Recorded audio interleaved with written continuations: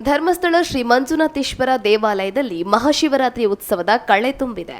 ಶಿವರಾತ್ರಿ ಹಿನ್ನೆಲೆ ಮಂಜುನಾಥೇಶ್ವರನ ಸನ್ನಿಧಾನಕ್ಕೆ ಜನಸಾಗರವೇ ಹರಿದು ಬರ್ತಾ ಇದೆ. ಕ್ಷೇತ್ರದಲ್ಲಿ ಸಂಜೆ 6 ಗಂಟೆಯಿಂದ ವಿಶೇಷ ಪೂಜೆ, ಅರ್ಚನೆ, ಭಜನೆ, ಸತ್ಸಂಗ, ಶಿವಪಂಚಾಕ್ಷರಿ ಪಠಣದೊಂದಿಗೆ ಜಾಗರಣೆ ನಡೆಯಲಿದೆ.